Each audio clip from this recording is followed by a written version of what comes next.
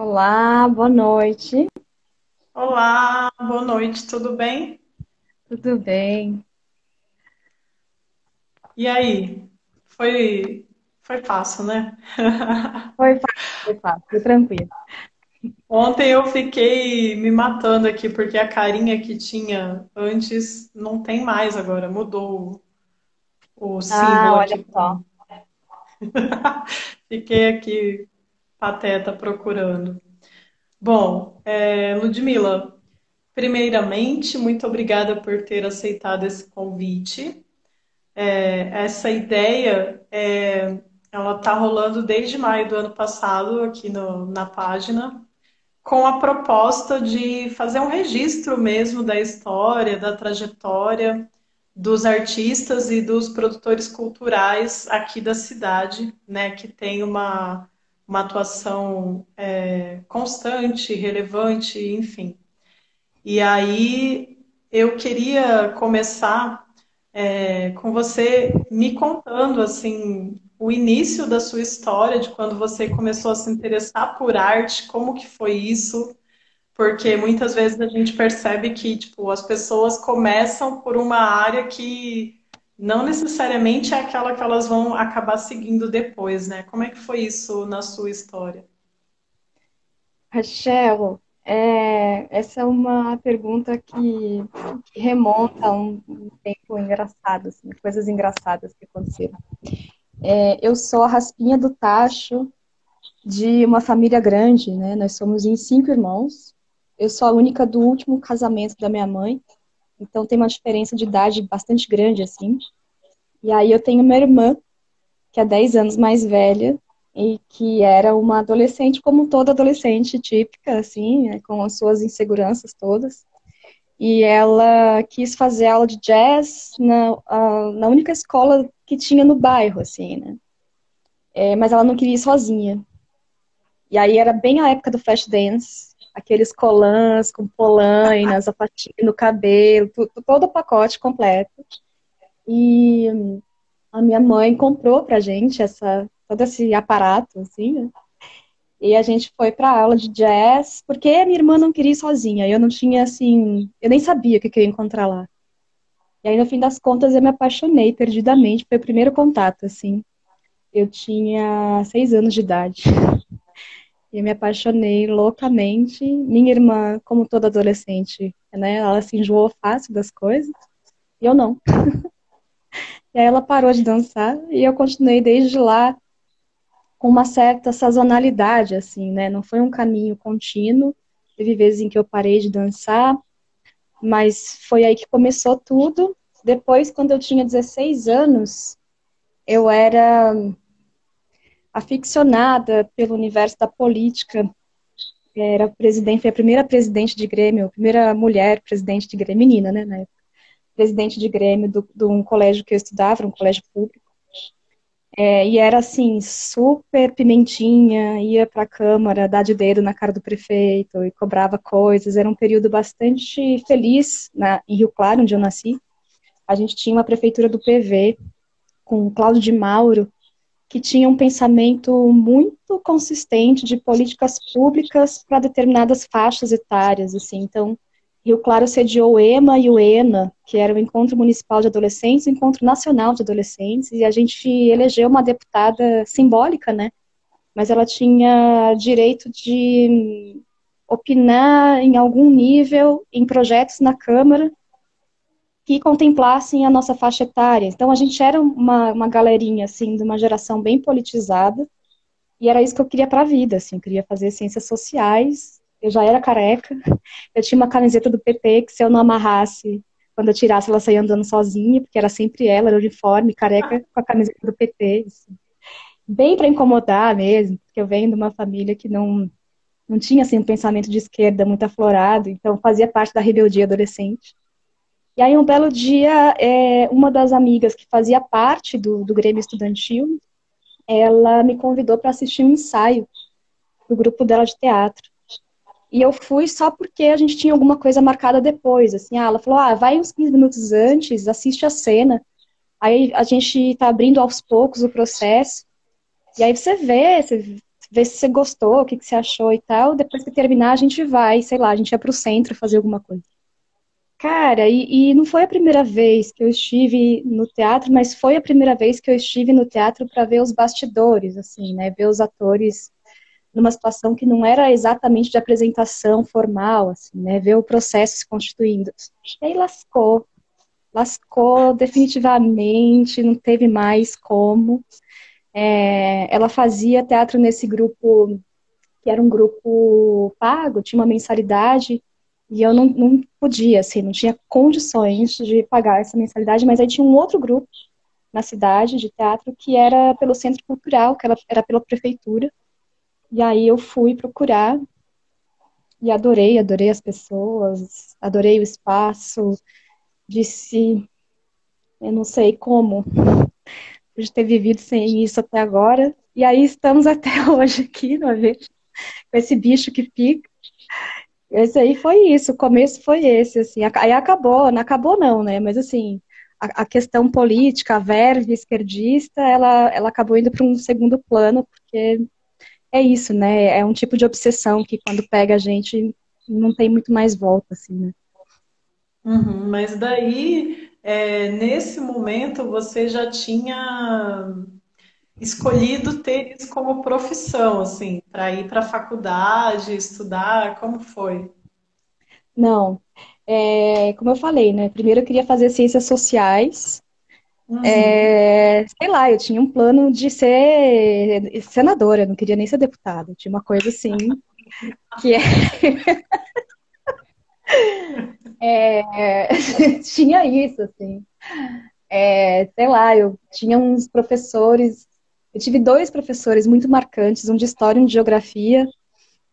O de história, muito com uma inclinação política à esquerda, então a gente tinha umas conversas incríveis, assim, né, sobre desigualdade social e tal. E o de geografia com uma inclinação completamente oposta à direita, assim. Então eu ficava estudando. Eu acho que o de geografia ele me movia mais que o de história, porque eu ficava estudando só para combater ele na próxima aula, e aí virava isso, assim. Eu era topetuda, assim, mas um topete que batia no teto. E aí na próxima aula ele dizia A, eu B, C, eu comia os noticiários, eu lia jornal só para poder refutar o que estava falando, assim. E ele adorava, né? Porque tinha alguém participando, enfim, colégio público que vem num desmonte gradativo desde de antes ainda, né? Mas eu estava entre ciências sociais, jornalismo, tinha história também, que eu tava assim, eu sei que eu estava entre 7 cursos e nenhum deles era artes cênicas. E aí aconteceu um negócio, assim, que foi o SESI de Rio Claro, que inclusive fechou, não tem mais. Um suspiro.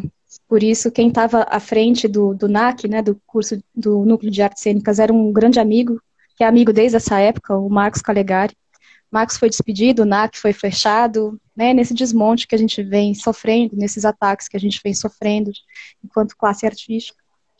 Mas na época era a Cláudia, e a Cláudia fez uma coisa que era um concurso de novos talentos. Então você podia se inscrever com o que você quisesse, podia ser cena, música, declamação de poesia, o que você quisesse, você podia inscrever. E eu me inscrevi com uma. Cara, é muito topete, né? A modéstia é uma coisa que a gente desconhece, né, quando a gente é jovem. Assim. Eu me inscrevi com um trabalho escrito por mim e dirigido pelo Marcos, que saiu agora, né, do NAC, e que era uma questão, eram cenas autobiográficas de uma pessoa de 16 anos, com muito a dizer, né, sobre a vida. Mas o fato, cara, é que a gente passou na primeira fase, passou na segunda fase, foi para a final, e aí eu ganhei em primeiro lugar. Porque a gente era pretensioso, mas a gente também era organizado bonitinho, assim, sabe? A gente ensaiava mesmo, e o Marcos era diretor, e era um diretor casca-grossa, assim, ficava em cima da cena, assim, a gente tem 2 anos de diferença de idade, ele foi meu diretor, e 2 anos de diferença de vivência no teatro, assim, mas, e aí ganhei. E aí o prêmio era em dinheiro. E eu tenho um pai bem rígido, e ele tinha um negócio que tem o Nesp em Rio Claro, né? E aí ele dizia que se eu quisesse fazer, e aí tem isso também, né? Eu sou a única dos 5 irmãos que fiz um curso universitário justamente por ter pego esse período de vacas gordas em que eu não precisei trabalhar. Os meus irmãos todos gradualmente foram parando de trabalhar para estudar ou nem tentaram porque era uma vida muito corrida, enfim, não dava assim. E aí meu pai disse que se eu quisesse fazer um curso universitário, tinha que escolher um dos que tinha na Unesp. E, cara, a Unesp de Rio Claro é incrível, mas o forte é ciências da terra. Biologia, geologia, geografia.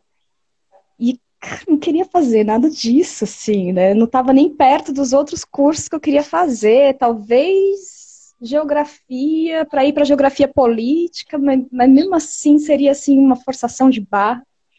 Eu gostava de biologia, da parte de botânica, por causa dos desenhos. Eu pirava em ficar desenhando pistilo, não sei o que, gineceu, essas partes, e sabendo os nomes.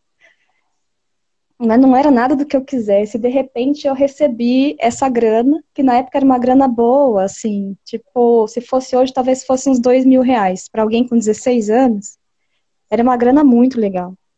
E aí eu não Sim. pedi permissão para o meu pai, não avisei nada. Eu só me inscrevi no vestibular. Na época a gente tinha como referência a Thaís da Bronzo, que hoje é professora na UEL, foi minha professora, inclusive. Mas a Thaís, ela é de Rio Claro, ela saiu da companhia que eu estive e ela foi fazer artes cênicas na UEL, então a gente tinha a referência do curso da UEL como um bom curso de artes cênicas. E aí eu me inscrevi, peguei essa grana na mão, num dia, no outro eu me inscrevi no curso de artes cênicas da UEL e no curso de artes cênicas da Unicamp. E aí eu tinha dinheiro, meu pai falava, eu não vou te dar dinheiro, eu dizia, querido, tenho dinheiro, eu vou prestar. Então essa grana, eu paguei as inscrições e eu paguei ônibus. E aí foi uma loucura, assim, falando com pessoas tanto de Campinas como de Londrina, que eu não conhecia, mas que era amigo do amigo, para eu poder ficar na casa, porque também não era um dinheiro infinito, né?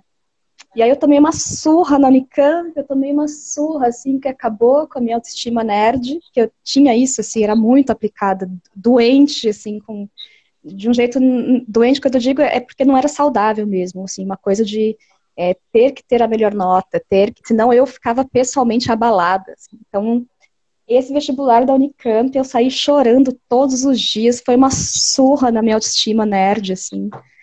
Eu lembro que nas provas gerais caiu umas questões de nanotecnologia, que era um negócio que estava assim, se insinuando no mundo ainda, e não tinha como, assim, por mais que eu me informasse, lesse e comesse livro, enfim, tomei uma surra, fui super mal.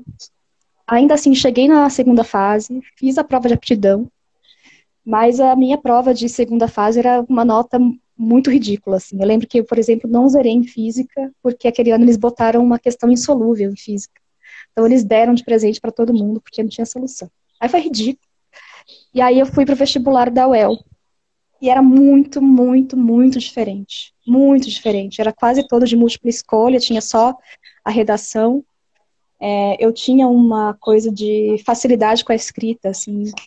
E aí eu tirei uma notaça na redação. E passei em terceiro lugar na prova de Londrina. Aí chegou o momento de chegar em casa e dizer, então, você não queria que eu prestasse, mas rolou, tá aqui, eu fui aprovada. Ele ficou feliz da vida, e na época ele e minha mãe já tinham se separado, e ele tinha por obrigação pagar a pensão, né, porque eu era menor de idade. E aí eu fui com essa grana da pensão, que era bem pouca, com a cara e a coragem para Londrina, fazer o curso de artes cênicas, e foi um divisor de águas na vida, assim, de verdade, assim, Londrina foi, nossa, a abertura para um universo artístico que eu nem sonhava que podia existir, ainda para ficar mais incrível, tinha o Filo, e a gente pagava meia da meia para assistir peças que vinham de todos os lugares do planeta. Cara, foram 4 anos de profundo deleite, assim, de uma entrega grande, ainda mais tinha uma vizinhança, porque eu também tinha isso, assim, né? Como eu dançava desde os 6, eu tinha uma dorzinha no coração de prestar cênicas e um medo de que a dança, então, ficasse distante de mim, né? E não, cara, no curso da UEL, as duas coisas são vizinhas. Na hora, topei com o Aguinaldo, que foi amor à primeira vista, assim, a Guixa. Eu fui orientanda dele, de TCC, eu entrei no primeiro ano não porque eu estava ainda perdida na vida, mas aí no segundo ano eu entrei para o grupo dele de pesquisa, eu dancei com ele os últimos 3 anos que eu estive lá, assim, diariamente, religiosamente, só sábado e domingo que não tinha. E aí foi incrível, foi assim, um encontro mesmo. Nessa questão dessa experiência artística, né, mesmo dentro da academia ou fora, como que foi em Londrina, assim? Você chegou a fazer coisas profissionalmente? Onde você Sim, apresentou? O que você fez por lá, assim? cara, eu cheguei em Londrina de verdade, assim, eu digo isso e não é brincadeira, assim, eu conheci a felicidade em Londrina, porque de fato era uma outra vida, de fato, assim, ainda mais com esse pai tão rigoroso que eu tinha. Cara, a primeira vez a mais de 400 quilômetros de casa, com o universo inteiro para conhecer, cara, eu comecei a ser feliz aí, assim. E aí eu cheguei em Londrina metendo a cara, a fazer aquela, né, falta de noção, que às vezes é até boa. E aí eu me inscrevia em tudo quanto era audição, assim. Vai ter um processo para escolher atriz, bora. Até fui parar até na. Como é que chama ela? Valéria Valença, a Globeleza. Até teste para a agência da Globeleza eu fui fazer. Tinha teste, eu ia fazer. E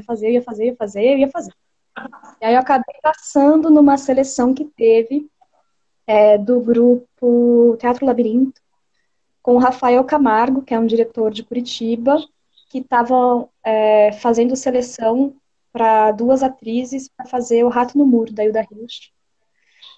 É uma peça super densa. Eu, na época, com 18 anos, topando com o texto da Hilda Hilst, não conhecia a Hilda Hilst, daí fui ler o Diário Rosa de Lori Lembe e fui me enfiar no universo dela.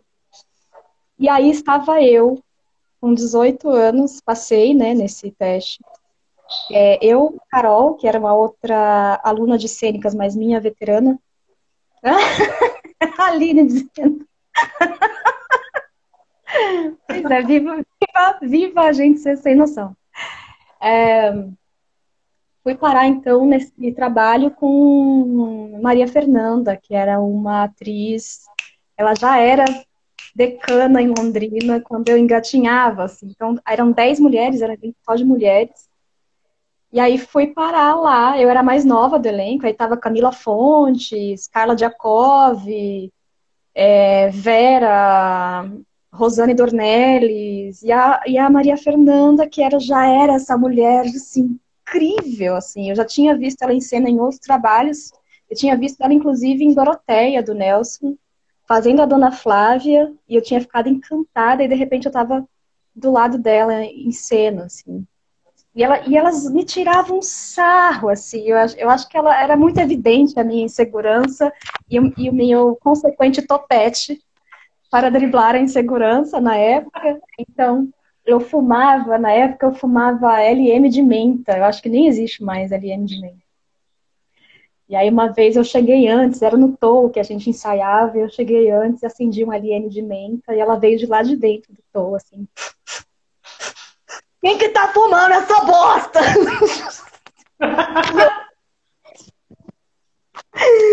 Aí eu fui me encolhendo assim.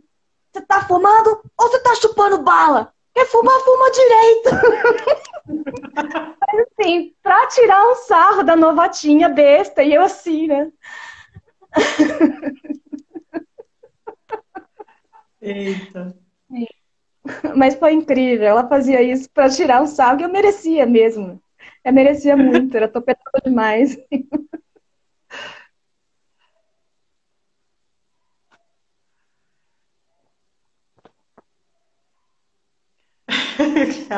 Aquela, achei que você ia continuar contando. E aí Não, fez era esse isso, ela trabalho. uma onda. Daí fiz esse trabalho. Logo conheci o pessoal do Balé de Londrina. E aí fui fazer aula com Karina Corte, que é assim, uma bailarina incrível, uma pessoa incrível, que inclusive agora está bravamente lutando contra um câncer super incisivo, violento, e está fazendo isso à moda Karina Corte, que é olhando de frente, sem romancear, e fazendo tudo ao seu alcance, assim. O Gui, né, que me acompanhou desde sempre.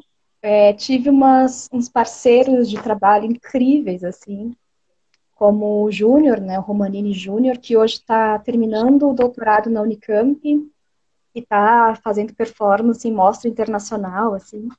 Mas na época a gente montou uma peça infantil, porque era isso, né, cara? Eu servia a mesa, porque o dinheiro não dava, e ele trabalhava numa gráfica, e era uma gráfica que arrancava até o couro dele, assim, fazia ele trabalhar até muito tarde, aí não pagava direito às horas extras.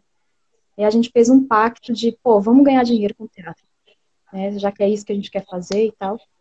E a gente montou uma peça infantil, assim, do zero, reaproveitando materiais que a gente tinha em casa. E aí a gente tentou vender para as escolas, mas foi bem difícil, assim. No fim das contas, a gente fez 3 apresentações e morreu na praia porque todo o esforço que a gente fez para erguer a peça nos roubou a energia que sobrava, assim. Mas foi incrível essa experiência também, de tentar pela primeira vez viver de arte, assim, e tomar logo esse choque de realidade.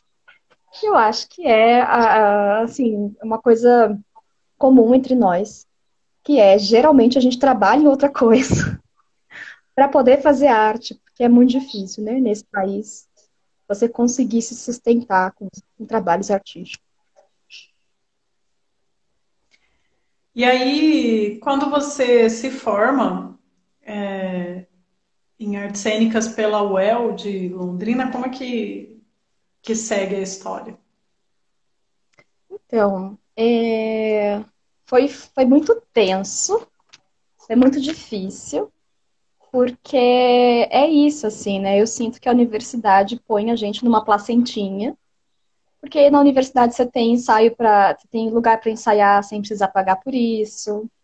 Você consegue formar grupos, porque tá todo mundo mais ou menos buscando coisas parecidas. Você tem acesso a bibliotecas, a cursos de gente que vem dar cursos a preços simbólicos ou a custo zero. E aí, de repente, da noite para o dia, você se forma e aí você não tem mais esse acesso. E é, assim, uma coisa violenta, assim. Você pega o teu RA e vai tentar fazer qualquer coisa e você tem acesso negado. Acabou para você. Você não faz mais parte desse universo placentinha. E aí foi muito difícil. Foi muito difícil lidar com essa queda do céu, assim. Eu falei que Londrina foi o encontro com a felicidade e daí terminar a graduação foi isso, assim, uma queda do céu. Eu saquei que não dava para ficar em Londrina, porque já era muito escasso para a galera que estava lá há algum tempo. Assim. Por exemplo, essa galera mesmo com quem eu fiz o Rato no Muro no primeiro ano, eles já eram incríveis. Quando eu cheguei lá, e eles estavam assim, rebolando para conseguir manter trabalho, porque na época só tinha o Promic, que é como o nosso Aniceto Mate daqui, e era muito escasso, era muito difícil de conseguir, daí ficava tentando captar verba de outros lugares, enfim. E também eu tinha um desejo de fazer mestrado, e eu não queria fazer mestrado, eu queria fazer mestrado na Unicamp. Eu conhecia as ementas, e eu queria que fosse lá, porque eu entendia que tinha uma certa... Era mais arejado do que, pelo menos na época, né? Hoje não posso dizer porque não acompanho mais, mas na época a USP tinha uma cara mais formal e a Unicamp tinha uma cara mais eclética, mais arejada, assim. E no último ano da graduação, eu tinha descoberto a performance. Foi uma descoberta também, outro divisor de águas. Assim. Nesse momento, eu só descobri, conheci uma galera que trabalhava com isso, curiosamente, uma galera de Rio Claro, que eu não conhecia quando eu morava em Rio Claro, mas eu conheci numa das idas para Rio Claro, que é o José Roberto Sec, a Sec Land. Ele fez da casa dele uma ilha de um homem só, então é Sec Land, né? Sec Island. E aí eu comecei a conhecer esse universo e achei incrível, assim. Achei que não era para mim, mas rolou um encanto, assim.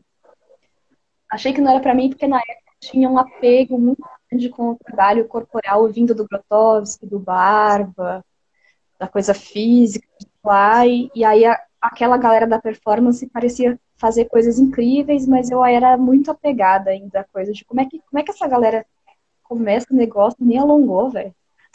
Uma coisa meio preciosista.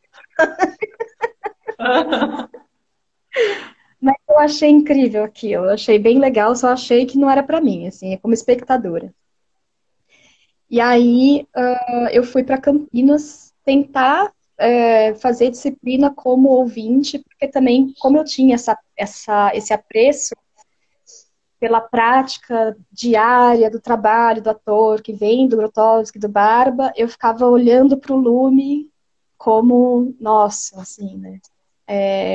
Esse é o grupo de onde eu quero beber, eu quero conhecer melhor essas práticas e tal. Então eu fui para Barão Geraldo, interessada nas duas coisas, assim, fazer mestrado e ficar mais perto do Lume, saber o que o Lume fazia ali e tal. E foi incrível, né? Porque o Lume, a sede do Lume é uma casinha e quem chega, chega e conhece as pessoas, os atores são super acessíveis. Na época não tinha condições de pagar pelos cursos do Lume, mas aí rolava umas coisas do tipo, sei lá, eu fazia bilheteria num trabalho, e aí para um grupo que não necessariamente era o Lume, mas aí esse grupo tinha amizade com o Lume, daí eu tinha desconto, e aí assim ia se arranjando. Eu prestei a prova de mestrado da Unicamp 3 vezes. Lendária é você, meu amor. Que bom que você está aí. Prestei a prova da Unicamp 3 vezes. E aí sempre acontecia isso, assim, né? Essa coisa da facilidade da escrita fazia com que eu tivesse uma nota boa de projeto. Aí chegava na entrevista, cara, eu não passava. E aí, isso foi outro golpe na autoestima nerd, assim, passar 3 anos prestando a prova e não conseguir passar. 3 anos fazendo só bilheteria ou contrarregragem e não conseguir encontrar um grupo para fazer as coisas que eu queria fazer. Nossa, foram 3 anos, assim, muito difíceis. A vida em Barão Geraldo era muito mais cara que a vida em Londrina, então eu tinha que trabalhar muito mais, aí não sobrava energia mesmo para fazer outra coisa. Trabalhar fora da área. Aí, na última vez que eu prestei o processo seletivo da Unicamp, o Cassiano Sidolquilis, um anjo, me disse, cara, é que a gente não trabalha com esse recorte teórico que você está propondo. Procura a Christine Greiner, na PUC, de São Paulo. E, porra, velho, agora no terceiro ano que eu presto, agora que você me vem falar isso, porra! Já tinha feito disciplina como aluna especial, já tinha tentado de tudo, assim, já tinha literalmente enfiado o meu projeto na mão de professores, tipo, olha, dá uma lidinha, por favor, me diga o que eu tô errando, e nada. Aí ele me falou isso, eu fui embora para casa muito brava, muito brava. Tipo, pô, falou para mandar o projeto para a PUC é particular, eu não tenho condições de fazer isso. Pô, a galera também não se liga muito em qual que é a realidade do resto do mundo. Brava, brava, brava, brava. E aí Xinguei, xinguei, briguei. E no outro dia mandei o projeto para Christine Greiner. De manhã, assim, sei lá, umas 8 horas da manhã, eu já tinha enviado o projeto para ela e dito, olha, eu passei por uma banca, o professor Cassiano me falou de você, me falou que segundo o recorte teórico que eu estou fazendo seria a sua orientação. Eu não tenho condições de pagar a mensalidade, mas estou mandando por desencargo, bem honesto, assim, né? Que, né, de repente a falta de noção vai virando honestidade também. Aí, e aí mandei assim, por desencargo de consciência, só para não dizer que eu não tinha feito. Cara, e era isso, assim, umas 8 horas da manhã eu mandei, umas 10 ele estava respondido, com o texto inteiro grifado, com comentários, com indicação de bibliografia, com o link do site da PUC, avisando quando ia ser o próximo processo seletivo, com a explicação dela sobre como funcionavam as bolsas, assim, generosíssima, assim, e dizendo que o projeto lhe interessava, e aí, putz, isso, eu tinha tomado tantos nãos com esse projeto, tantos nãos, que de repente receber isso, falei, não, tá, então pera, né, pera aí que eu acho que então é por aí. Aí tinha uma loucura, e era você não podia começar o ano, começar, se você passasse no processo seletivo, você não podia começar com bolsa, você tinha que pagar um semestre. E aí, no final de um semestre sem inadimplência, aí você conseguiria o direito de prestar a bolsa para ver se, por um acaso, você conseguiria a bolsa. E Uhum. aí, eu não tinha esse dinheiro, não tinha mesmo, assim. Não tinha de onde tirar, mesmo. E aí eu consegui um casal de anjos, de um senhor e uma senhora que eram próximos de mim, uma outra relação, que eles acompanharam, assim, toda essa tentativa, né, de fazer e não conseguir por causa de grana. E eles generosamente me ofereceram, tipo, olha, a gente paga o seu primeiro semestre. E quando você conseguir a bolsa, você nos devolve mensalmente, até quitar todo esse dinheiro do primeiro semestre. E aí eu topei, aí eu não tinha outra opção, assim, eu tinha que conseguir a bolsa. Não tinha, não consegui, porque eu tinha uma dívida para pagar. E, Uhum. e aí foi isso, a Christine Greiner foi generosa de trabalhar comigo afinações no projeto para concorrer à bolsa, e não podia ser a bolsa, na PUC tem duas bolsas. Não podia ser a bolsa que só me isentava da mensalidade. Tinha que ser a bolsa que me isentava da mensalidade. Ele pagava uma grana, porque eu tinha que devolver o dinheiro, assim, né? Não Uhum. tinha. E aí nossa, foi um Deus nos acuda, assim. Foi um período muito tempo de estudar. Eu já tinha essa verve do estudo meio obsessivo nessa época, então cara, eu quase adoeci, assim, porque não podia faltar nada. Se ela indicasse um autor, eu tinha que ler, eu tinha que entender, então eu lia várias vezes. Foram 6 meses, assim, e isso fazendo as disciplinas, né? Fazendo as disciplinas e ajustando o projeto e tal. E aí, quando foi para rolar a bolsa, tinha 3 bolsas dessa para mestrado, né? De que você não paga a mensalidade e ainda ganha uma grana. E aí tinha 2 bolsas dessa. E aí eu fiquei em terceiro lugar. Cara, mas eu chorava, assim, mas eu chorava, assim, tipo, porra!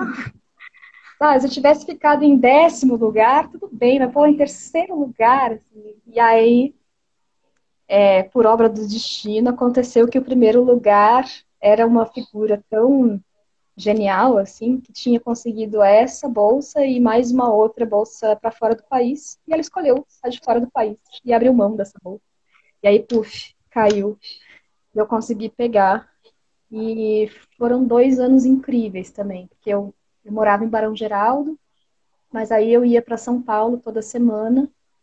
E aí você vai se envolvendo, né? Lá eu conheci a Helena Katz, que é uma referência na dança. E Helena Katz dava aula sexta-feira de manhã sexta-feira de tarde, e sexta-feira à noite ela mantinha o SED, que era um grupo de estudos em dança. E a gente fazia o encontro e saía dali para ver espetáculo de dança, todo mundo junto, para depois na próxima semana poder conversar sobre. Eu tenho família em São Paulo, então eu ficava lá. Eu ia na quinta para fazer aula quinta, sexta, e aí dormia sexta, voltava sábado para casa, de BlaBlaCar, e na época era Caronas no Unicamp, e depois virou BlaBlaCar. Mas foi outro divisor de águas, outro encontro com o universo incrível. Foi daí que eu conheci a galera da performance em São Paulo. E aí eu já tinha me envolvido mais com o Festival de Apartamento. Conheci Thaís Nardim, que foi super importante para a reestruturação do Festival de Apartamento. Conheci uma paulada de artistas incríveis, assim, com quem eu tenho a sorte de manter contato até hoje. E aí foi outro universo se abrindo, porque São Paulo, os museus, as galerias, os espetáculos de dança, os espetáculos de teatro, os shows, as livrarias, nossa, foi outro encontro com a felicidade, assim, tipo, eu falo sempre para os meus alunos, né, sou meio piegas, assim, esses momentos em que a gente percebe que há mais vida na vida. A vida não tem nada de errado com a gente levar a vida rotineiramente, mas a gente precisa cavar um espaço para ver mais do que a rotina na vida, né? Para a gente devanear, para a nossa criação poder ter continuidade, assim, né? Para a gente poder botar no mundo as nossas obsessões, as nossas inquietações, tá? Daí esses 2 anos foram incríveis nesse sentido, assim, foram maravilhosos. E essa coisa da produção do Festival de Apartamento começou aí ou você conheceu como espectador, assim? Foi isso, né? Eu conheci os tech, é isso. Eu voltava para Rio Claro, né? É isso, né? Encontrei o universo quando eu saí de Rio Claro. Aí eu voltava para Rio Claro e eu ficava entediada. Aí já era desaforenta, assim, já era chatinha e tal.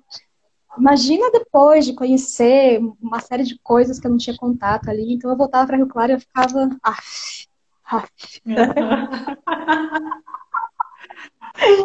E aí, numa dessas, tinha um lugar em Rio Claro que era um dos meus lugares preferidos, que inclusive também já não existe mais. E também é vítima do desmonte da cultura que a gente vem sofrendo, assim, ao longo dos anos. Mas era um lugar que eu amava muito, assim, que era o gabinete de leitura, que foi onde eu passei a maior parte do meu ensino médio estudando, né? Eu ia para a escola de manhã e aí ia para o gabinete de leitura, não tinha grana para pagar cursinho. Aí eu ficava lá no gabinete de leitura estudando para o vestibular e tal. E que era um casarão antigo que tinha. Rio Claro é cheio de conde, duque, essa coisa do interior de São Paulo, de gostar de uma aristocracia rançosa. Ali foi um trajeto do café e depois dos bandeirantes, é uma coisa assim. E aí era a propriedade de alguma dessas figuras e ele tinha sido mantido, restaurado, então tinha essa arquitetura antiga, colonial, e tinha a biblioteca do figura intacta. Assim, não podia alugar. Eu, pisciana que sou, ficava viajando da batatinha, assim, porque tinha as lombadas dos livros, e você podia, para mim era um painel encantado, assim, ficava um tempo ali, só vendo aquelas obras antiquíssimas, assim, de começo do século XIX. Mas aí, enfim, esse era um dos lugares preferidos da vida, assim, e aí numa dessas que eu estava entediada em casa, falei, eu vou pegar a bike e vou lá pro gabinete de leitura. Aí eu estava no gabinete de leitura, lendo, e eu vi um negócio acontecendo do lado de fora. Ele tinha um quintalzão também do lado de fora, com tijolinhos à vista, com jardim. Enfim, era um lugar incrível. Aí eu vi um negócio acontecendo ali, e aí eu olhei pela janela, e aí pronto, acabou. Não dava mais para ficar com o livro, porque tinha um negócio acontecendo ali. E o negócio era o SEC e o Thiago Buoro, testando os materiais de uma performance que eles iam fazer naquele dia à noite. E aí o Thiago estava martelando um tijolo em cima da barriga do Sec. Eu olhei aquilo e falei, o quê? Aí acabou, não tinha mais o livro, acabou, não dava mais. Eu sei que assim, aos pouquinhos eu sei que eu fechei o livro, Aí eu debrucei na janela. Aí eu saí da janela, dei a volta, escorei na porta. Aí eu sentei num banquinho perto e fiquei olhando. E quando eu vi, eu tava sentada do lado, assim, falei, oi, o que estou fazendo? E aí o SEC foi super simpático. Falou que ele trabalhava com performance. E eu tinha ouvido esse nome na faculdade, mas assim, alguém falou de relance e que ia ter uma apresentação aquela noite, que eu era muito bem-vinda, se eu quisesse ir assistir e tal. E eu falei, cara, não tem nada muito mais interessante para fazer, né? Aí voltei de noite e aí vi esse trabalho do SEC com o Thiago Buoro. E era isso, assim, me atravessava num lugar que não era da ordem do entendimento, mas alguma coisa acontecia comigo, assim. E aí pronto. Aí terminou, eu fui conversar com eles, dali a gente foi para um bar, e daí eles conheciam amigos meus, e daí a gente virou amigo, assim, instantaneamente. E aí o SEC tinha esse lugar, que é a SEC Island, que é a casa dele. E o SEC é um multiartista, assim, né? Ele trabalha com performance, ele também mantém uma rede de arte postal. E é incrível, uma proposta incrível, assim, de um trabalho que existe enquanto fluxo. O legal da arte postal é que um artista lança um convite e os outros enviam seus trabalhos, às vezes para o mesmo artista, às vezes de um para o outro, mas a coisa que interessa mais é o fluxo e não necessariamente o que chega, assim, mas a coisa. E aí vira umas coisas de as pessoas desafiarem os correios, assim, o que é que eu consigo mandar para os correios de mais inusitados? Como é que eu faço para isso aqui conseguir trafegar? Enfim, não só, né, mas tem várias coisas incríveis. Eu lembro na época que me pegou muito, assim, que tinha uma artista que precisou fazer uma químio, então ela tinha raspado a cabeça, então ela mandava por correio uma fotinho dela feita em... Ela fez a foto e ela fez xerox. E é isso também, né? Um tipo de arte que depreende de muito pouca grana e a inventividade, nossa, transborda, assim. E aí, então ela tinha feito um monte de cópias xerox da fotinho dela ser careca, e a proposta dela era que você reenviasse para ela. Chegava aquilo para você e você reenviava para ela propostas de cabelo. E aí tinha desde cabelinho desenhado na caneta Bic, tinha gente que cortou o próprio cabelo e botou na carequinha dela, tinha de tudo, assim. E ela mantinha um site em que ela ia postando essas coisas, tal. Na época da internet de escada ainda. E aí a casa do SEC é esse arquivo incrível de arte postal. E também começou a ser, nessa época, um lugar para onde ele convidava outros e outras performers para estar ali. Assim. E aí rolou um negócio na casa do SEC, que nem tinha esse nome de festival de apartamento, mas que era um dia que ele ia abrir a casa para ter umas apresentações lá. E aí tava o SEC, o Thiago Buoro, tinha uma professora de educação física da Unesp, que também tinha um trabalho em dança. Tinha umas coisas lá no SEC, em que a gente era surpreendido por portas que abriam para cômodos que a gente nem sabia que tinha, enfim. E era um tráfego dentro da casa dele, assim. Uhum. Foi isso, eu achei incrível. Aí rolou uma segunda vez, e aí calhou de novo eu estar de férias em Rio Claro. E aí nessa época era junto com o Rodrigo, que é muito, muito amigo, é o meu amigo mais antigo, assim. E aí o Rodrigo estava junto com o SEC, e aí o Rodrigo precisava que raspasse a cabeça dele, porque fazia parte da performance, ele estava com a cabeça raspada, e aí naquele vucu-vucu de, nossa, vai rolar o trabalho, ele catou a máquina de cortar o cabelo, deu na minha mão e falou, Tó, raspa aqui minha cabeça. E aí essa foi minha primeira participação nesse negócio que tinha na casa do SEC.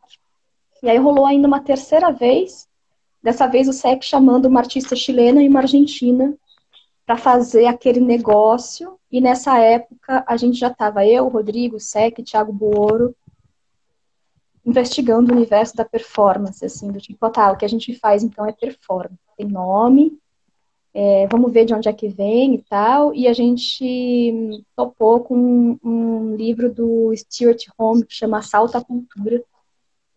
E ele foi muito importante para nós, porque o Stuart Home defende o plágio criativo.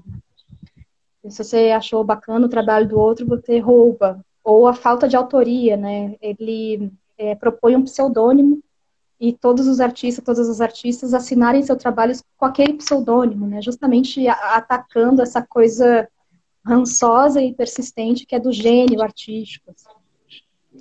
E tem um manifesto neoísta nesse livro, que é uma zoeira, assim, do começo ao fim, de dizer que eles eram tão vanguardas que eles eram novoístas, né, neoístas. Tipo, não tem vanguarda mais vanguarda, tirando sarro do movimento das vanguardas mesmo. E os neoístas faziam apartment festivals, que era de um jeito muito mais...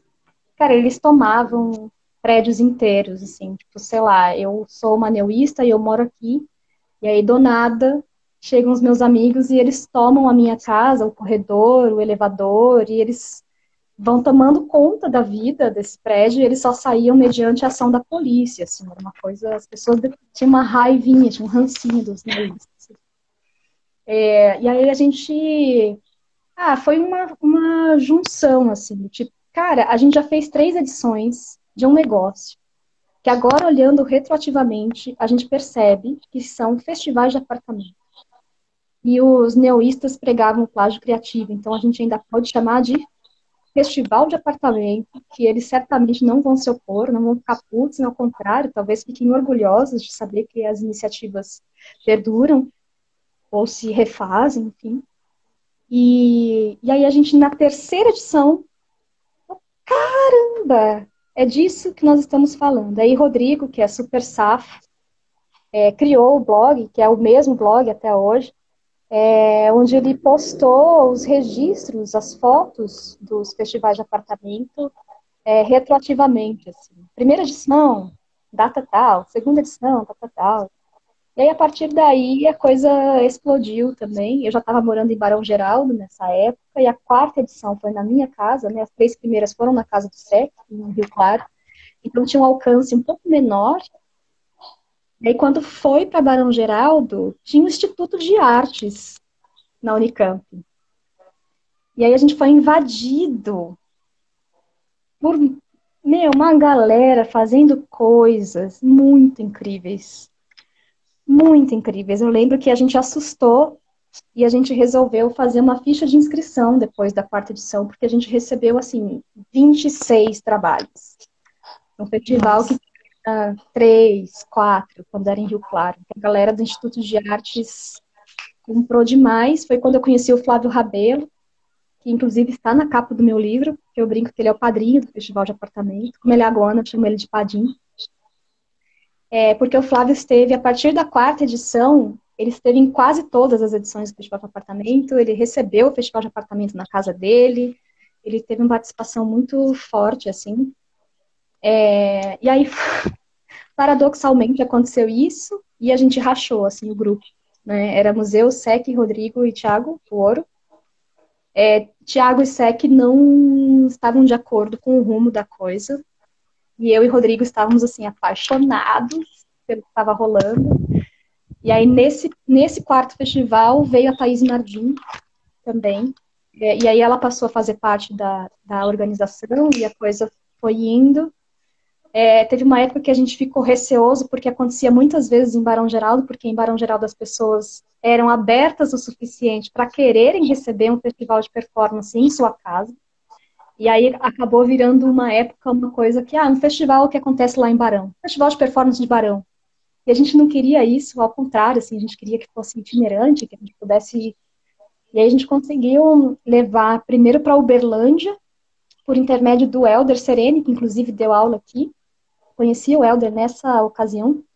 E aí, a partir de Uberlândia, a gente conseguiu fazer outros estados brasileiros, assim. E a gente foi muito, muito feliz ao ver uma coisa acontecer, que era, às vezes, como em Uberlândia, isso aconteceu em Uberlândia. Às vezes a gente chegava num lugar E tinha uma galera que fazia performance lá, mas essa galera não se conhecia. E aí o festival de apartamento estava funcionando como ponte para uma galera que já estava ali. Cara, isso deixava a gente, assim, besta de feliz, sabe? E aí foi assim durante 10 anos. Durante 10 anos a gente foi fazendo festival de apartamento desse jeitão. Assim.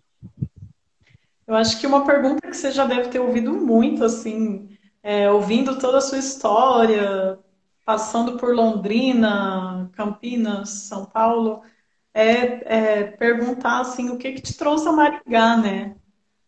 Por que você teve essa iniciativa de vir para cá de repente? Porque devia ser, sei lá, tipo Rio Claro, assim. Cara, Rachel, não. Sabe o que que me aconteceu? Vivendo tudo isso, essa efervescência toda, assim, cara, eu acabei o mestrado.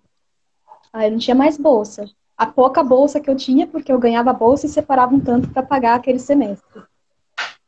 Terminei o mestrado.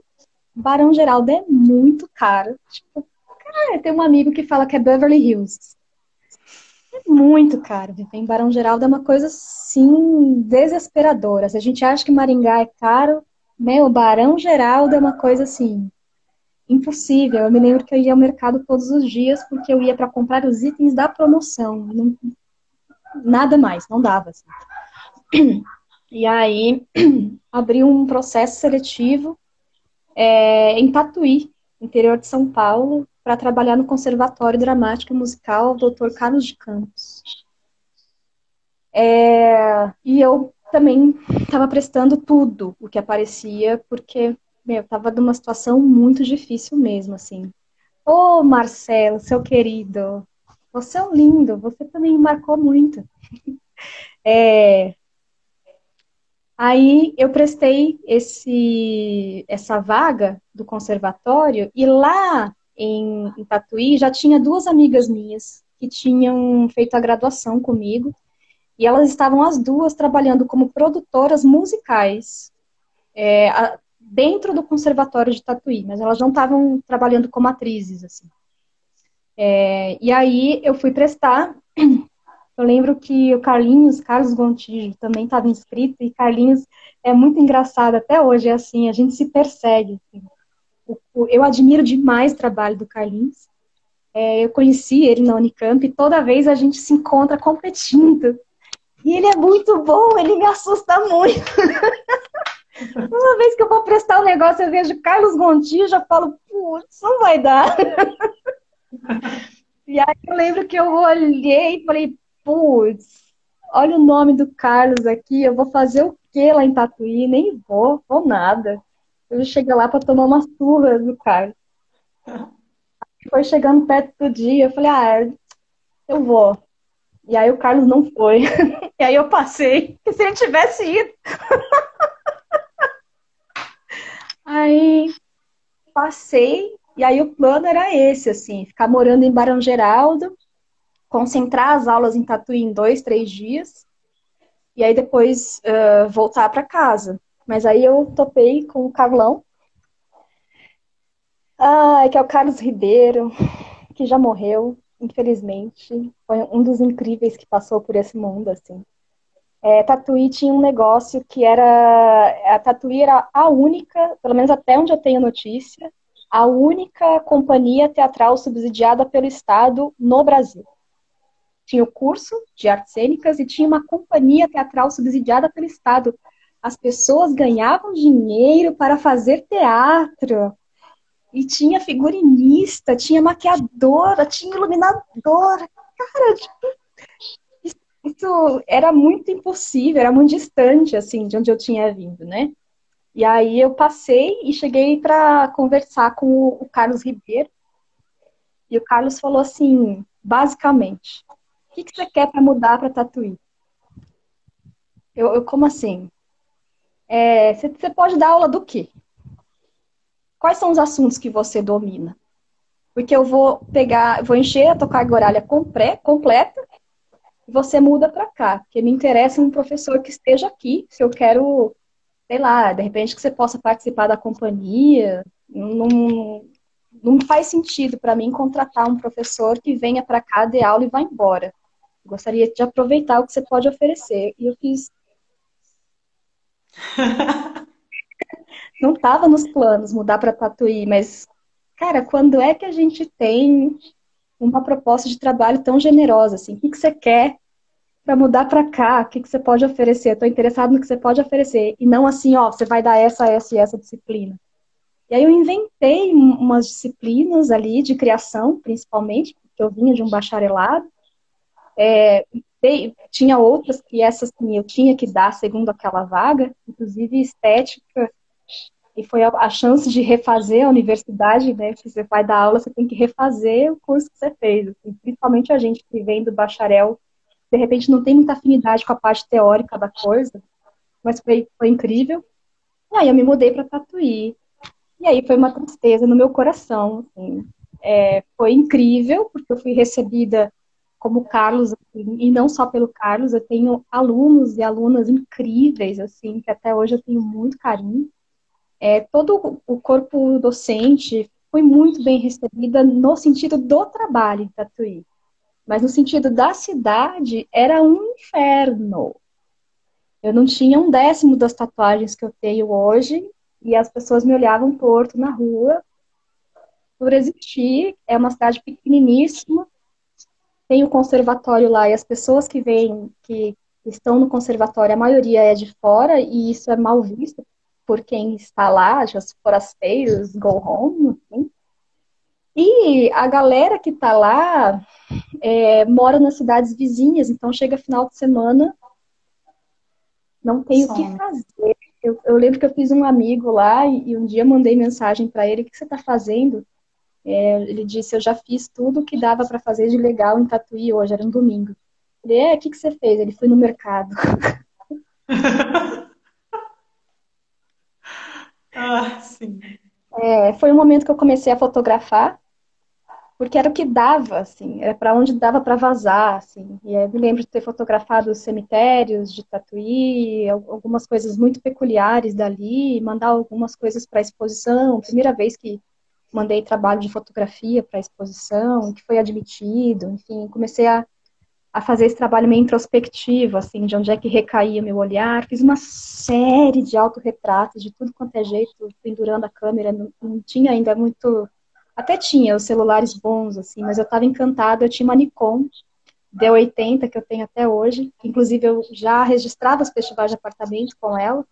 Depois comprei uma 3200. E aí comecei a fazer isso, assim, né, de uma coisa meio introspectiva, de exercitar o meu olhar sobre aquilo que me era tão difícil. Fiz uma amizade incrível com o Carlinhos Dolles. Aliás, Dolles, se você, por um acaso, tomar contato com esse vídeo, você me salvou nesse momento. O Carlos Dolles era ator da companhia de Tatuí e ele tinha um grupo em Sorocaba, que era a cidade vizinha. E o grupo do Carlos Dolles, cara, era uma coisa incrível, assim, porque era uma molecada. Uma galera de 16, 18, assim, estourando, fazendo um trabalho dirigido pelo Dolly, que a gente talvez a gente pudesse apontar que podia ter um apuro técnico maior, mas não importava, assim, essa galera tinha um tesão de fazer um negócio, e ficavam ensaiando de madrugada, assim, uma galera que não era uma galera bem nascida, era uma galera que trampava e chegava do trampo, ia fazer e fazia uns trabalhos assim tão inteiros, assim, tão apaixonados. E aí aconteceu isso na minha vida. Eu mantinha uma mala, uma mochila do lado da cama, com duas camisetas, duas calcinhas, uma bermuda.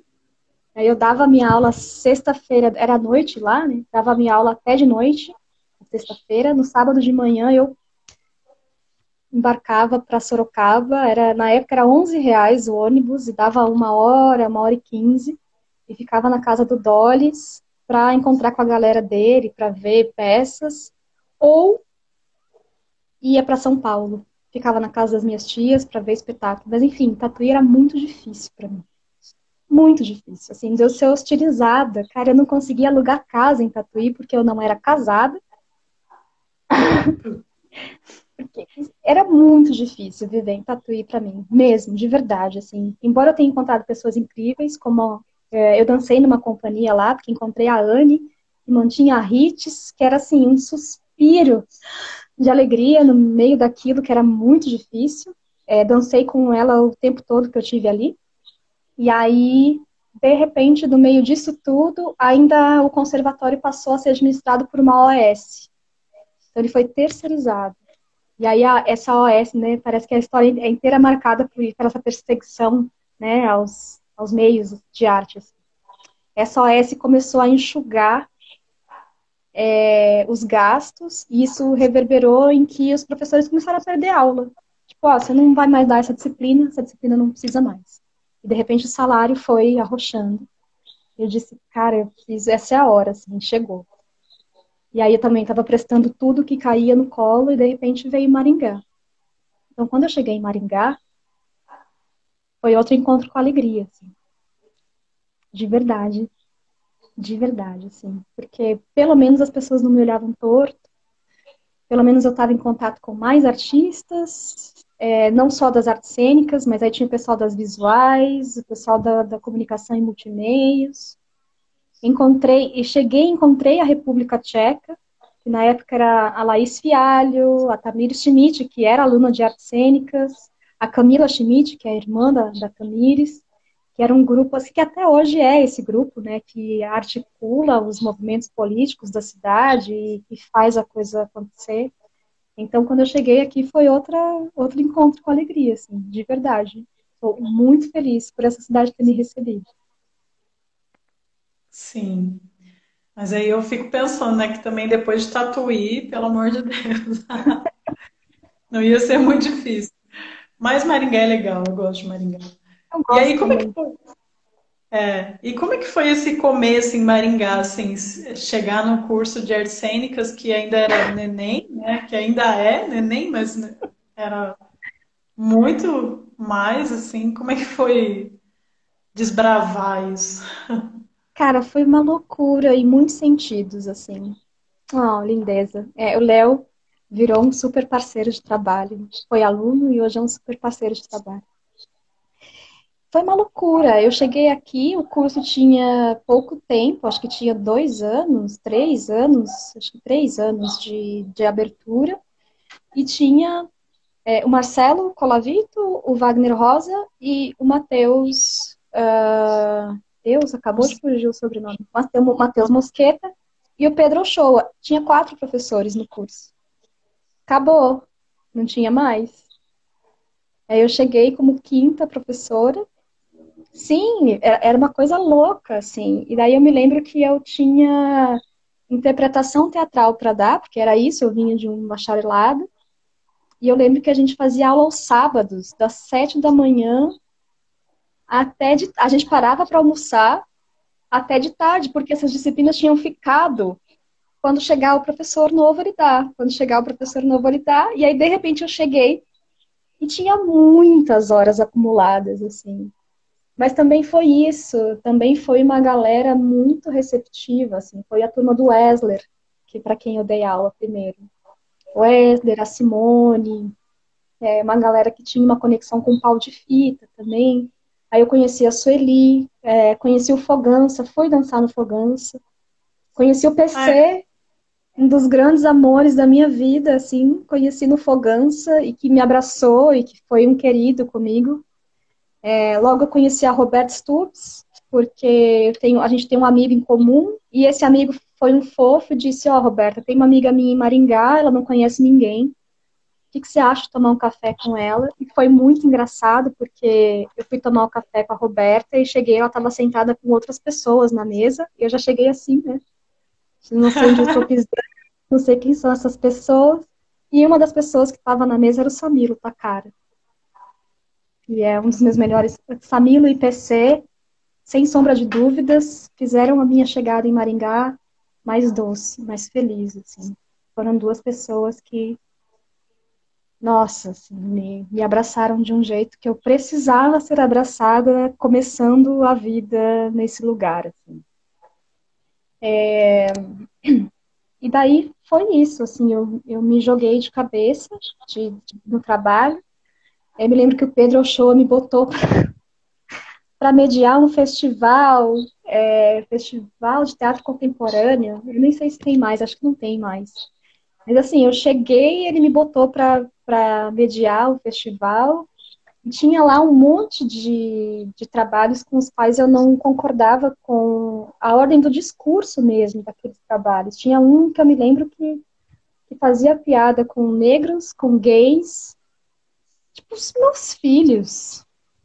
Onde é que vocês estão com a cabeça? Por que vocês gastaram dinheiro fazendo um trabalho para fazer chacota de quem já está na Ah, margem?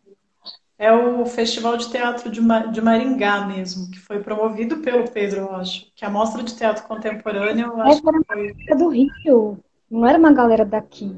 Era uma galera tipo, Sim. meu, a gente pagou a passagem desses caras, além do cachê. E daí eu sei que eu soltei o verbo, assim, educadamente, mas soltei o verbo, e daí virou um auê, e daí a diretora ficou muito brava e veio me perguntar qual que era a minha formação, e daí eu fiquei calada e o Pedro falou que era doutora em artes cênicas, daí virou essa chegada na carteirada, assim.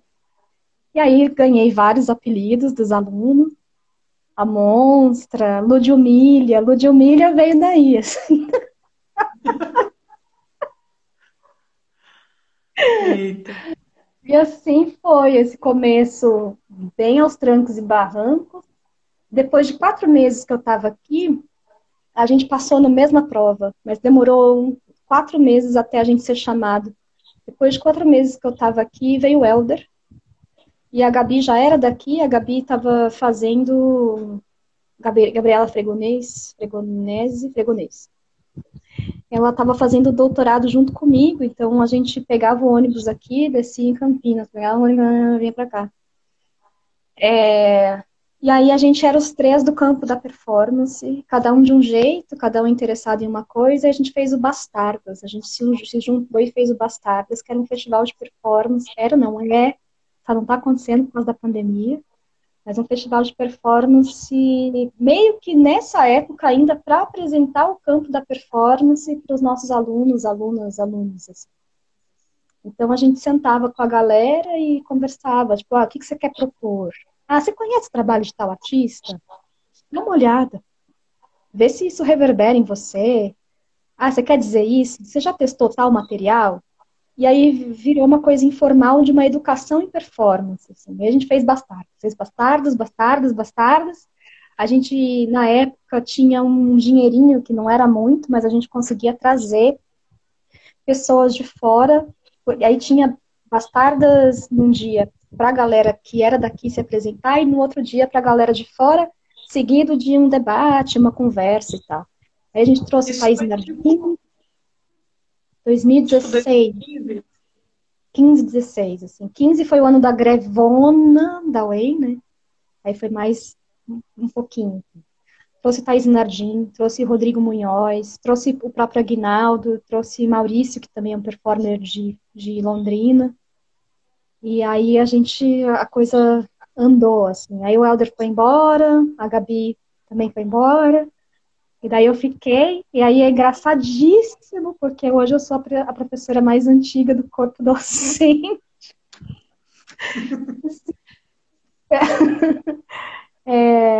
Fui ficando isso, né? Ficando nesse sentido, assim, né? Toda vez ralando de estudar para fazer o processo seletivo, para tentar garantir a vaga de novo, né? Todo ano fazendo isso, assim. E aí as pessoas foram fazendo outras coisas da vida.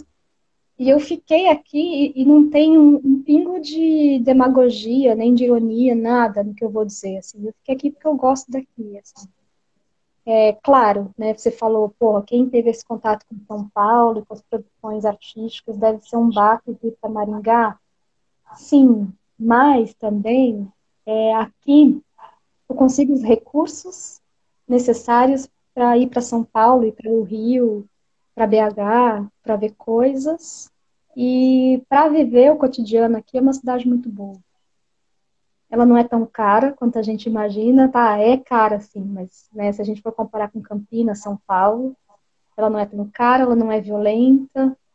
E tem pessoas que eu amo nesse lugar, porque daí também veio o trabalho com a sede nesse meio tempo e trabalho com a House of X.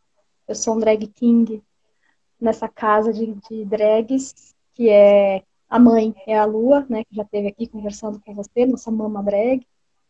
Então, tem pessoas que eu amo muito aqui, de verdade. Assim, embora os meus grandes amores, PC e Sami, tenham precisado ir, né, porque a cidade não os absorveu, porque Maringá é cruel com isso também.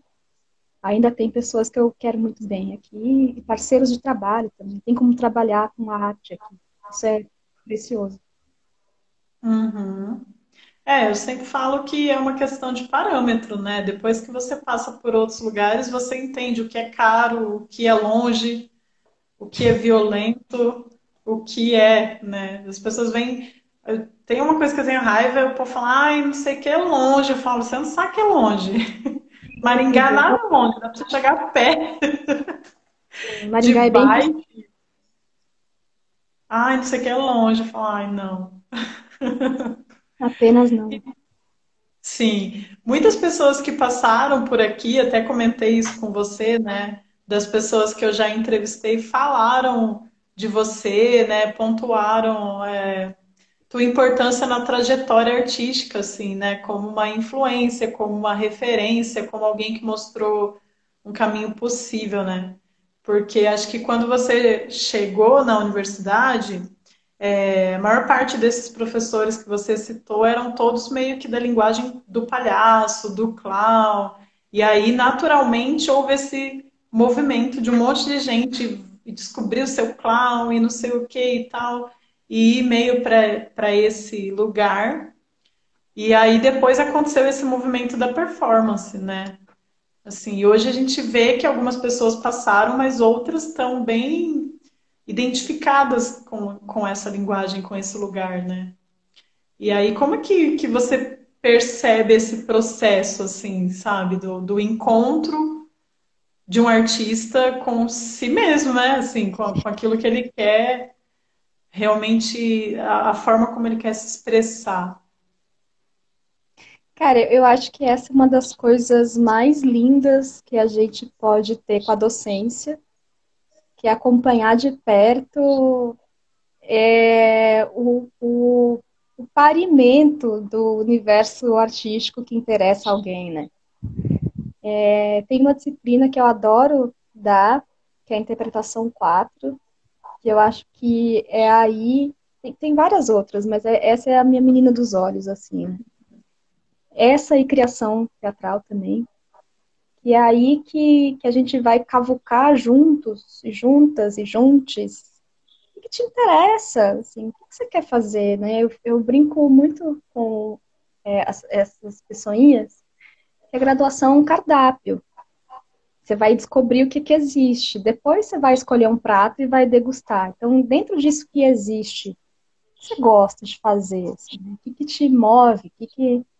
E a gente tenho feito isso de muitas maneiras, assim, né? Desde essa é bem engraçada, que parece simples, mas não é, né? Tem algumas disciplinas que eu começo perguntando, pedindo para que eles e elas e eles me tragam artistas de que gosta. Quem que é que faz um trabalho que você gosta, que você acompanha?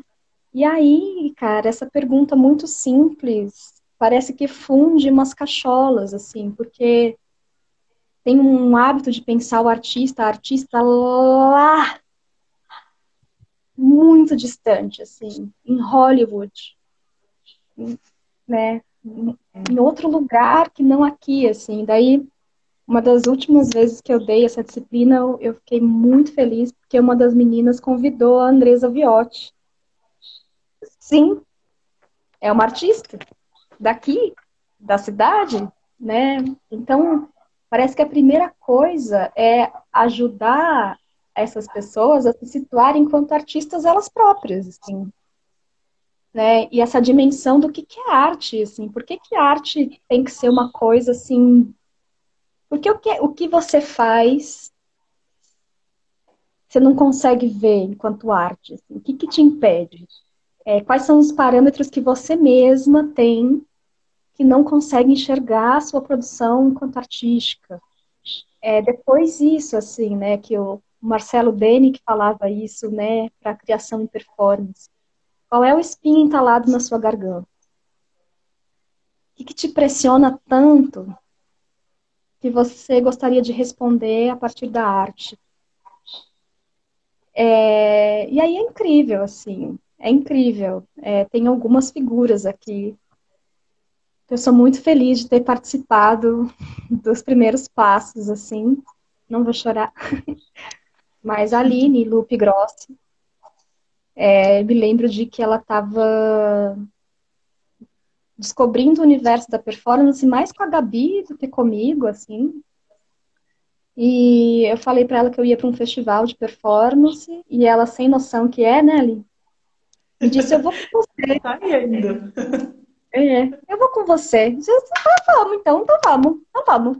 E aí compramos as passagens de ônibus, fomos tricotando a viagem toda.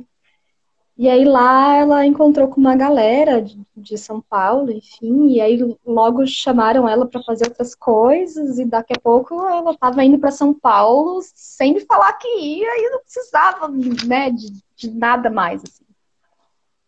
O Léo, que hoje é meu grande parceiro de trabalho também, que começou a fazer o trabalho de performance dele dentro do Bastardas, e já tinha um trabalho com dança, e um belo dia virou para mim, a gente estava numa situação bem triste, assim, os dois, da vida pessoal, e virou para mim e falou: bora fazer um espetáculo sobre isso? E aí, cara, eu achei incrível, porque fazia mó tempão que eu não atuava. E, será que eu sei fazer isso ainda? Tanto tempo tratando de achar caminhos possíveis para as outras pessoas seguirem, e daqui a pouco, né, não estava mais trabalhando com teatro. No fim, a gente criou cenas e foi para festivais, porque ele tem esse pique, eu acho incrível, assim. Inscreveu a gente num monte de festival de cena curta, e a gente foi para o Rio, e foi para outra cidade do interior de São Paulo. E aí, no fim das contas, a gente fez tantas vezes esse trabalho que a gente purgou as nossas dores e não quis mais fazer o espetáculo. Mas aí eu já estava enfiada, metida até o osso com a sede, que já era uma companhia que existia desde muito antes de eu chegar, né? E que estava passando por uma fase de reconfiguração. E aí eu fui bem cara de pau também, cheguei e falei pro André, que é o coreógrafo, viu? Como é que eu faço para dançar esse trabalho com vocês? Bem, sim, depois de uma apresentação do convite à dança, eu cheguei, viu? Como é que eu faço para dançar esse trabalho aí? Aí ele olhou para mim, do tipo, quem é você na fila do pão? Eu, tipo, quem? Hã? Era E o aí ele trauma? Era o quê? era o trauma. E aí ele disse, não deu muito crédito, assim. Ele não foi antipático, mas não deu muito crédito também. Tipo, a gente ensaia dias tais e tais, aparece lá. Eu apareci. E segui aparecendo. E apareci de novo. E de Tá repente aparecendo eu até entrei. hoje. E aí, por insistência e cansaço, eu venci. Hoje somos nós três na sede, né? Eu, o Léo e o André. A Lua também tem um trabalho forte com o clown, mas eu fui banca do TCC dela.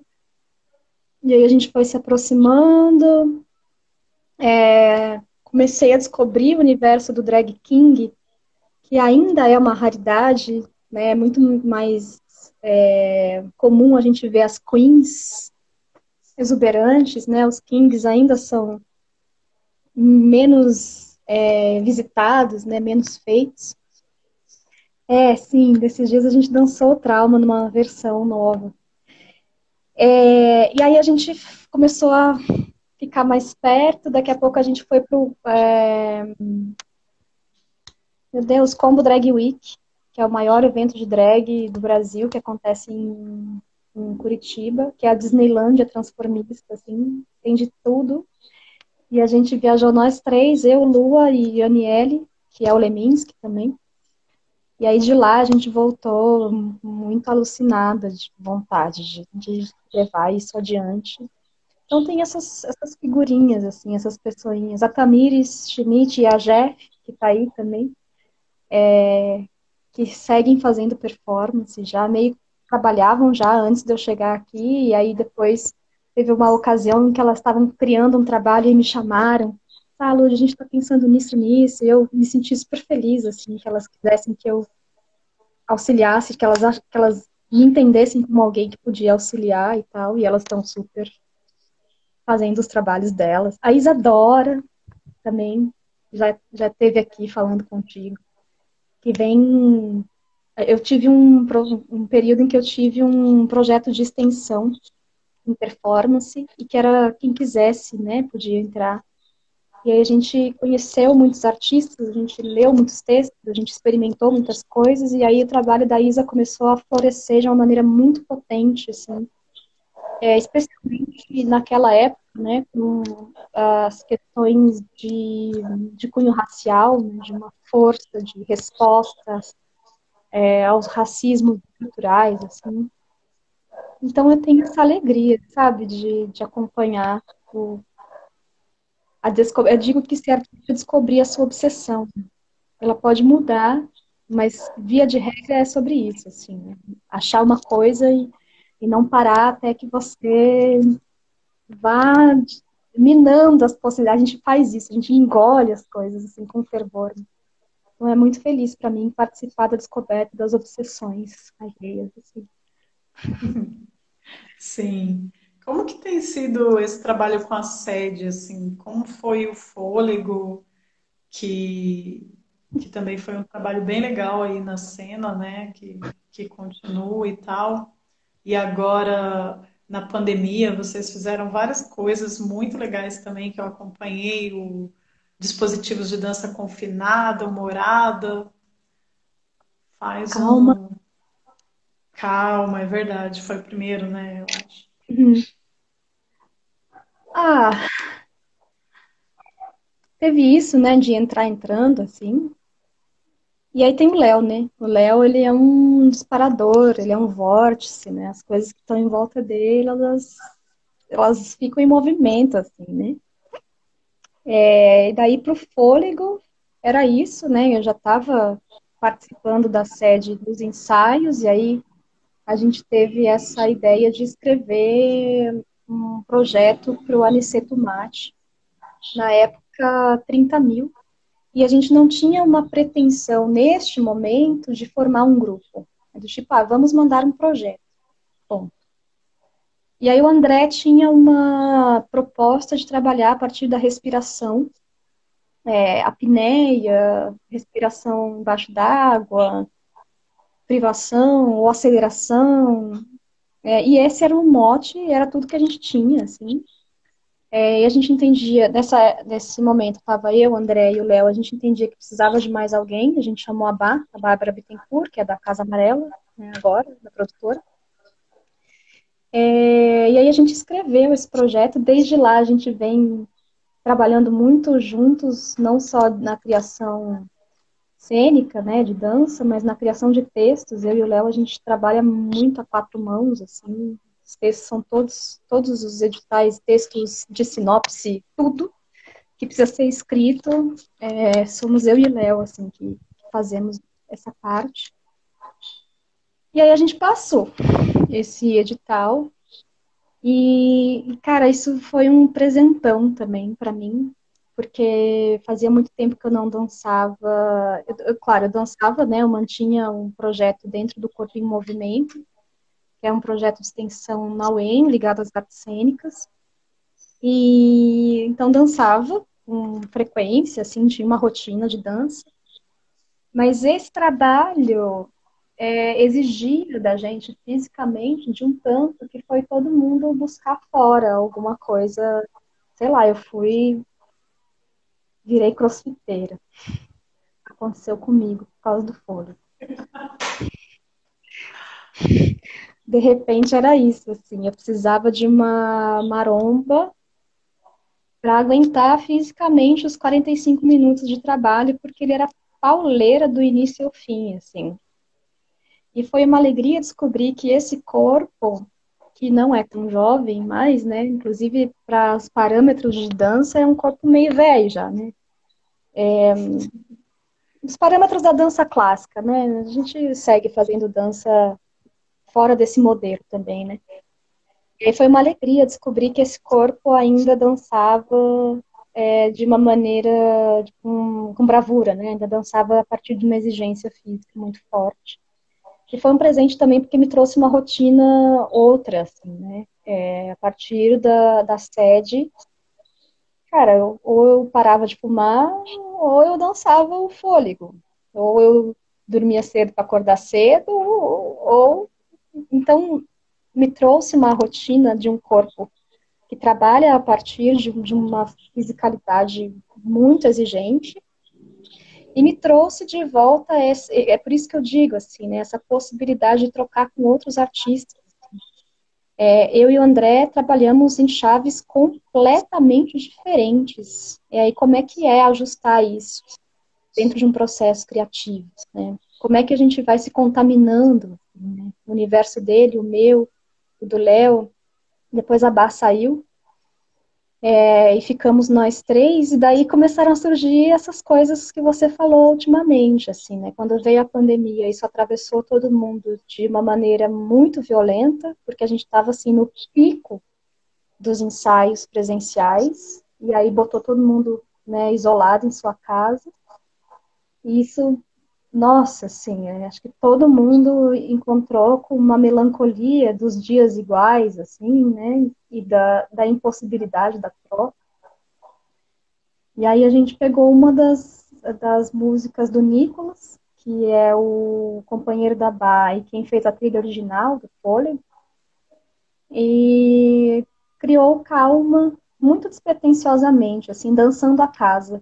Quais são, a grande pergunta era quais são os lugares da sua casa que você gostaria de fazer dançar? Quais são suas coisas preferidas? Assim, quais são suas estratégias de sobrevivência? O que tem te permitido desentristecer? E aí a gente fez Calma, foi o primeiro, e que é isso, assim, né, um encontro com os nossos gostosinhos, assim. Eu me lembro de ter ido para a rede, eu tenho duas redes em casa, uma na sala e uma na sacada, e essas redes, nossa, elas me salvam, assim, né, parece que você deita na rede, ela te abraça, a rede é sempre um lugar de encontrar com um livro, ou de encontrar com o lado de fora, porque você olha pela janela, e a gente fez o Calma com essa música, do Nicolas. Depois a gente fez dispositivos de dança confinada, e daí é uma coisa bem do encontro dos universos de cada uma das pessoas que está junto, que foi quando a gente foi criando os trabalhos para tentar viver de uma renda. Cara, eu estava desempregada, né? O EN ficou 4 meses com a gente aprovado sem contratar. E aí, de novo, depois de um tempo, assim, que você acha que você conquistou uma certa estabilidade, não. De repente, você, cara, não tem de onde tirar dinheiro. De novo, assim, com 30 e tantos anos, bate diferente de quando você tinha 18 e saiu da casa dos pais. Né? E aí a gente foi se inscrevendo nos editais, e a gente fez o Desmontando Fôlego, que é um conjunto de oficinas para um edital emergencial. E aí, do Desmontando Fôlego, teve uma das partes, teve... Ah, Léo, me desculpa, provavelmente eu vou errar a ordem das coisas e os nomes, que a gente fez muita coisa mesmo. Mas eu me lembro que teve uma aula em que eu precisava falar dos programas performativos da Eleonora Fabião, dentro de um formato muito ingrato, de umas aulas muito pequenas, assim. Então, eu tinha que rebolar para falar de uma coisa que envolve muitas camadas de um jeito simples, sem ser simplório, assim. Então eu tive que E aí, a partir disso, eu sugeri que a gente lesse esse texto da Eleonora Fabião, que é o Programa Performativo, é um artigo dela, tem acho que 8 páginas. E aí a gente começou a trocar sobre o universo da performance, daí a gente foi pensando nas possibilidades de vizinhança entre performance e dança, o que que caracterizava uma coisa, o que que caracterizava a outra, como é que as duas podiam se encontrar ou não podiam, como é que era isso. E aí começou a surgir o dispositivo de dança confinada, em que a gente escreveu programas performativos em dança. E aí a gente fez um amigo secreto. Então, o programa que eu escrevi eu não cumpri. Inclusive foi o Léo e ele me odiou muito por isso, porque ele tinha que cantar o movimento enquanto dançava. E aí ele me odiou muito por causa disso, porque isso necessariamente te coloca com uma série de tarefas emergenciais, né?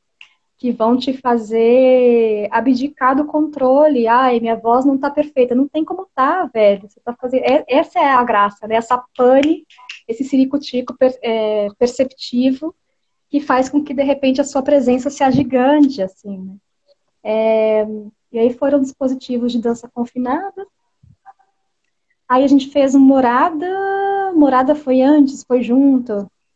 Não me lembro. Pois eu acho. Hã? Eu acho que foi depois. Enfim, a gente fez o Morada, que também tinha Foi a pro ver com mesmo a coisa. edital, mas vocês tinham soltado antes, né? Eu acho. Depois vocês colocaram no Em Casa com Arte, não foi isso, Léo? Assim, o Morada também tinha uma coisa com a casa, mas também tinha uma coisa com o lado de fora. Então a gente foi construindo todo um trabalho em dança, com edição da Bach, que começou a explorar esse universo da edição de vídeo junto com a Casa Amarela.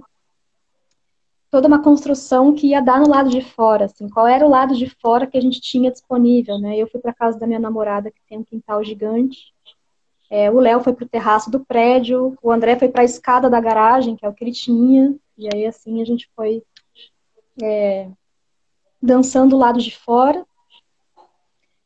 Logo veio a possibilidade de dançar o trauma dentro do estúdio, para daí ser reproduzido, né, nas redes da prefeitura. E assim foi, porque daí a Bar já tinha saído também, e a gente precisou reestruturar o trauma para 3 pessoas. E aí agora quando veio essa, eu não sei, não dá para chamar de segunda onda, terceira onda, porque a gente nunca saiu da primeira, né? Mas quando veio de novo esse pico de contágio, a gente estava assim, de novo, no clímax dos ensaios de fôlego, retomando e adaptando para 3, porque a gente de novo ia para o estúdio para gravar, para ser transmitido. E são os editais de antes da pandemia, que não saíram na época, e aí agora foi dado esse jeito, assim. Então a gente grava no estúdio para ser reproduzido no YouTube. E aí a gente estava com os ensaios presenciais, ensaiando, ensaiando, ensaiando, aí estava já com a gravação no estúdio agendada, e daí, de novo, obrigada, Léo. Não saberia dizer não. E daí, de novo, a gente precisou interromper. E é isso, assim, né? Na semana que vem a gente retoma os ensaios remotos, que é uma coisa que a gente fez bastante também. Aí todo mundo em casa liga suas câmeras, faz uma aula juntos e juntas, que é para não perder essa conexão, essa possibilidade de criar juntos nessas circunstâncias, assim. Sim. É o que tem, né? É o que É dá o que para tem. fazer. Uhum. Lude, dessa sua história, assim, eu sei que tem muita coisa, né? A gente tem um espaço reduzido para conversar e ainda assim já estamos aqui 1h35.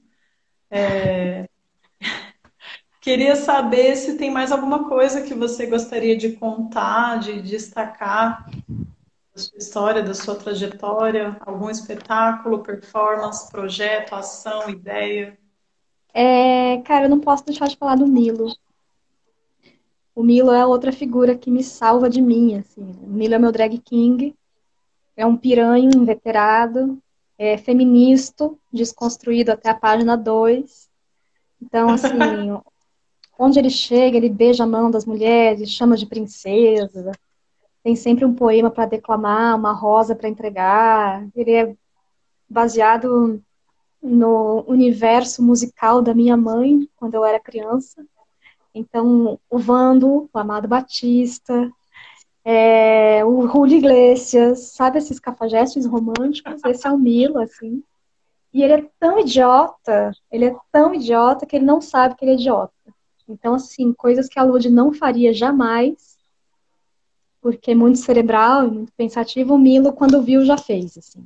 Então, sei lá, tem coisas como a gente fez o Pirahayá em 2019, e aí o Milo foi fazer um lap dance, foi sentar no colo de uma moça e sensualizar, e derrubou a moça e caiu em cima. Assim, é assim, entendeu? É muita seduzência estúpida, assim, ele não sabe que ele é estúpido, ele só é.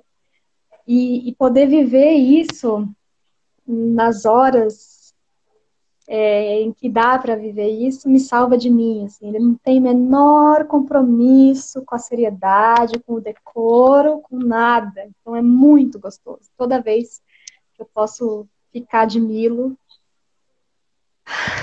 me ajuda a respirar, assim. Sim. Isso. E vocês estavam fazendo ou fizeram alguma coisa assim?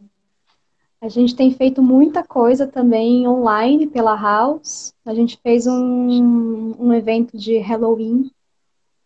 Foi a coisa mais recente que a gente fez. A gente fez um challenge que, inclusive, foi parar no Museu da Diversidade. A gente ganhou essa. A gente foi contratado, né, pelo Museu da Diversidade, que era um desafio. É uma casa grande, tipo, tem várias drags, né? Então a gente tinha um challenge que era toda semana a gente se montava da drag de alguém. Então, digamos que você tem uma king, um king ou uma queen, e aí nós vamos fazer a nossa montação baseado na sua drag. E aí o Gustavo Barrionuevo, que é um dos integrantes da House, ele montou as fotos com o painel e a gente ganhou, a gente foi comprades pelo Museu da Diversidade, aí por causa dessa obra do Museu da Diversidade, um autor norte-americano entrou em contato com a gente, porque está escrevendo a história queer, e viu a obra e pediu para fazer a obra, fazer parte do livro que ele está escrevendo. A gente fez o Hello Queer, que teve números de Halloween com drag. Milo fez uma figura de caveira que acorda para ir tomar sorvete, sai do sono dos mortos, vai tomar sorvete, e depois volta. E a gente tem alguns projetos, assim, de próximos desafios de montação. Uhum. E o que que vem assim? Dentre esses projetos, não só da House, mas também da sede, da Ludmilla, o que que você Cara, vem tem? tanta coisa, Rachel. Eu, Léo e Lua estamos trabalhando num projeto que já está rolando, né? Que é o Zerlene, que é um trabalho do Léo, proposto pelo Léo, que eu estou dirigindo, a Lua está fazendo a dramaturgia. Vem esse fôlego adaptado. Tem um trabalho do Nicolas, da Casa Amarela, que também foi aprovado pelo Aniceto, e o Nicolas está trabalhando a partir da Síndrome de Tourette, e é um álbum visual, e eu vou fazer as coreografias desse álbum. Tem 1 milhão de projetos da sede que a gente escreveu, e se a gente conseguir passar metade, a gente vai ter bons problemas. É muita coisa. Sim. Então, quando você falou, né, de sair de São Paulo e vir para Maringá, e que é difícil, e que eu te respondi que sim e não, tem isso, assim, a possibilidade de trabalhar com outras pessoas, com outros artistas, aqui ela é real e potente, e viceja, assim, rola muito. Mas eu percebo também que isso é uma coisa bem recente, né? Isso é uma Tem, coisa de há 2 anos para cá, pelo menos essa questão dos fomentos, dos editais, assim, acho que a gente conseguiu chegar num lugar interessante, assim. Eu diria que a gente está até melhor que Londrina, se pá, né, hoje em dia. E muito tem a ver com o seu trabalho também, né, Rachel? Esse trabalho, por exemplo, que você faz de orientar para a submissão ao Aniceto Mate, né? É um trabalho que a gente vai construindo paralelamente, assim, cada uma no seu campo, eu, você e outras pessoas, claro, mas aí também a galera que sai do curso de artes cênicas, que daí vai querer fazer suas coisas, né?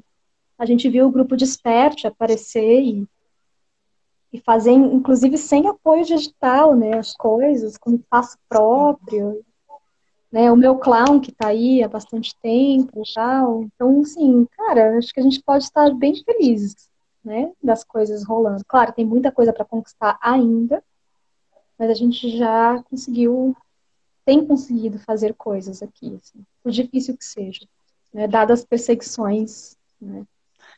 Que a gente tem Sim, sofrido no campo da arte e da educação. sim. Você acha que a gente volta esse ano ainda? Vocês estão se preparando para voltar só ano que vem? Não acho. Não acho. É uma bosta falar isso que eu vou falar, mas eu acho que a gente nem viu o pior da coisa ainda. Sim. E eu sinto muito, desde já. Sinto muito mesmo. É. Ei, que Vamos jeito achar bom de... alguma coisa legal para a gente encerrar?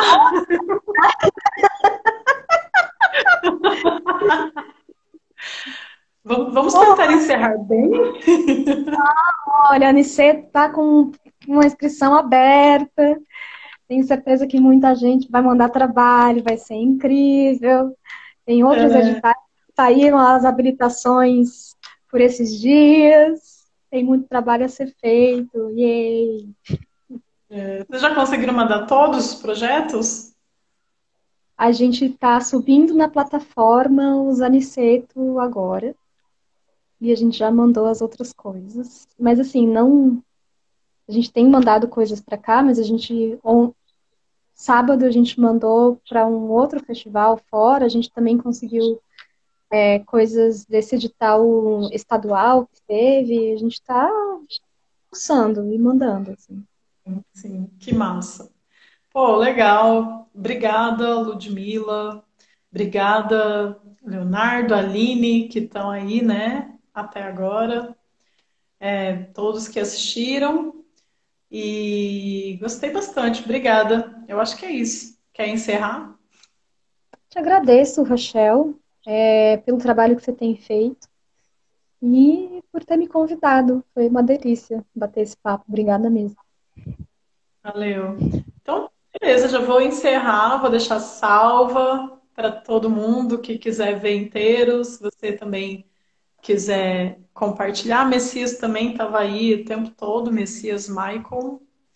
E obrigada, Ludmila, boa noite, boa sorte, que venham bons projetos e é isso. Muito obrigada. Obrigada, Até. Rachel. Até a próxima. Tchau, Tchau, tchau. tchau.